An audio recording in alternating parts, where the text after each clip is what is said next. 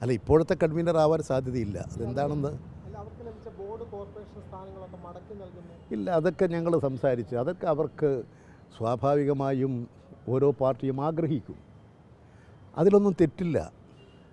ഇപ്പോൾ ഞാനിപ്പോൾ കേരളത്തിൻ്റെ കാര്യമെടുത്താൽ 1952 മദിരാശി സംസ്ഥാനത്ത് മുസ്ലിം ലീഗിന് ഒരു MP ഉണ്ടായിരുന്നു.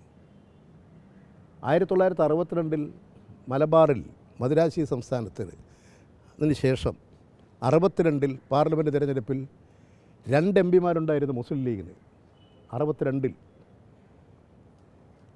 അങ്ങനെയുള്ള മുസ്ലിം ലീഗ് ഇപ്പോൾ UDF അവർ 2 സീറ്റ് നിർത്തിയിരിക്കുകയാണ്. അതൊക്കെ കേരളത്തിൽ ജനങ്ങൾ കണ്ടുകൊണ്ടിരിക്കുന്ന പ്രശ്നങ്ങളാണ്. 52 ഒരു സീറ്റിൽ മദിരാശി സംസ്ഥാനത്ത് സീറ്റുണ്ടായിരുന്ന മുസ്ലിം ലീഗ് 62 ആരുടെയും പിന്തുണയില്ലാതെ കോൺഗ്രസിനെതിരായി മത്സരിച്ച് 2 സീറ്റിൽ വിജയിച്ചിട്ടുള്ള മുസ്ലിം ലീഗ് ഇപ്പോൾ അവർ 3 സീറ്റേ ആവശ്യപ്പെട്ടിട്ടുള്ളൂ എന്നാണ് എനിക്ക് തോന്നുന്നത്. മുസ്ലിം ലീഗ് അവരുടെ നിലപാട് അവർ വ്യക്തമാക്കേണ്ടതാണ്. ഏതായാലും ഇത്തരത്തിലുള്ള സ്ഥിതിഗതികളൊക്കെ ഇവിടെ ഉണ്ട് എന്നുള്ള കാര്യം ശ്രദ്ധയിൽപ്പെടുത്തുന്നത് മാത്രം. അല്ല, സീറ്റ് കൂടുതലല്ല ഞാൻ പറയുക. മുസ്ലിം ലീഗ് അവരുടെ പിന്തുണ കൊണ്ടാണ് കോൺഗ്രസ് കേരളത്തിൽ സീറ്റുകൾ നേടി ജയിച്ചു വരുന്നത്.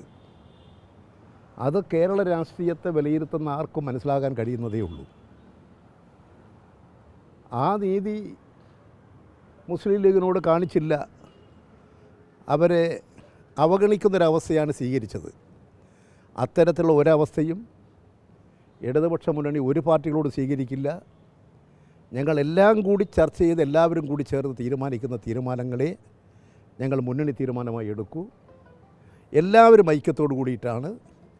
ഇനി എന്തെങ്കിലും അല്ലറച്ചിട ഒരു പക്ഷേ സ്വാഭാവികമായി രാഷ്ട്രീയ പാർട്ടികളാകുമ്പോൾ നിയമസഭാ തെരഞ്ഞെടുപ്പും പാർലമെൻറ്റ് തെരഞ്ഞെടുപ്പൊക്കെയാണ്, തദ്ദേശ സ്വയംഭരണ സ്ഥാപനങ്ങളിലേക്കുള്ള തെരഞ്ഞെടുപ്പൊക്കെയാണ് പാർട്ടി അണികളിൽ താല്പര്യമുണ്ടാകുക.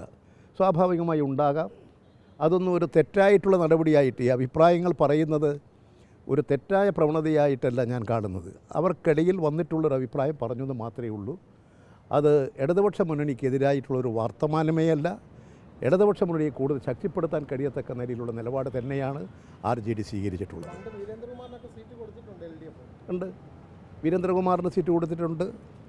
ഞങ്ങൾ എല്ലാവരും കൂടി ചേർന്നെടുക്കുന്ന തീരുമാനമാണ്, ഏതെങ്കിലും ഒരു പാർട്ടി കൊടുക്കുന്നതല്ല.